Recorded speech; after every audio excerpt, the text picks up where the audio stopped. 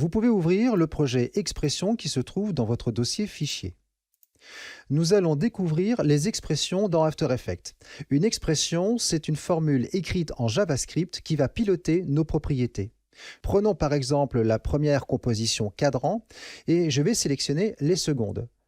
On aimerait bien pouvoir faire une rotation des secondes. Je vais donc utiliser la touche R pour pouvoir appeler la rotation. La rotation, ou même toutes les propriétés dans Première, sont pilotées par la valeur que nous mettons ici.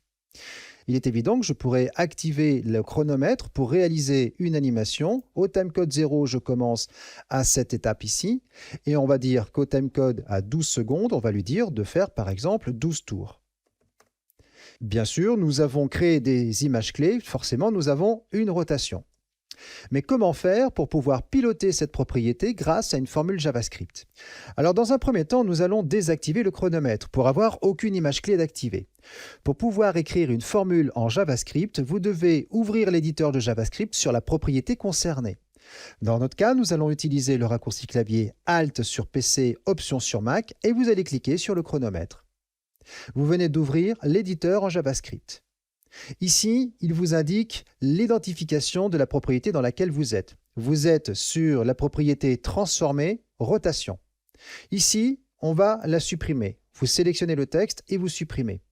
Vous pouvez augmenter la taille de cet éditeur en cliquant ici pour glisser votre fenêtre. Ici, nous allons simplement mettre une valeur. Je vais mettre par exemple 25. Une fois que j'ai mis une valeur, je peux tout simplement valider ma formule JavaScript en utilisant le raccourci clavier Entrée du pavé numérique. Faites attention de ne pas utiliser l'entrée du clavier, puisque là, vous allez faire un retour à la ligne. Si vous faites l'entrée du pavé numérique, vous allez valider votre formule. Dans ce cas, regardez maintenant ce qu'il se passe. La rotation est écrite en rouge. Cela veut dire que cette rotation est pilotée par une formule JavaScript. Alors nous allons fermer le calque. Pour savoir si le calque concerné possède des formules JavaScript, vous pouvez sélectionner votre calque et appuyer 2 fois de suite sur la touche E pour ouvrir les propriétés qui auraient des formules JavaScript.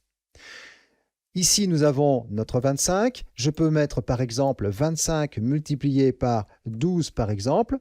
Et dans ce cas, il va me faire ici le calcul pour moi. Malheureusement, comme cette propriété de rotation est pilotée par une formule JavaScript, vous ne pouvez plus taper la valeur directement ici. Je peux essayer de mettre 71, mais quand je vais lâcher la souris, il va reprendre forcément les 300 parce qu'il va prendre le calcul de votre formule JavaScript.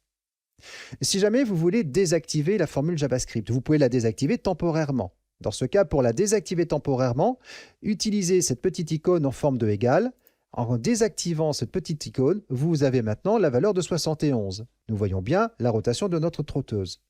Pour pouvoir la réactiver, vous recliquez sur le bouton et vous avez réactivé votre formule.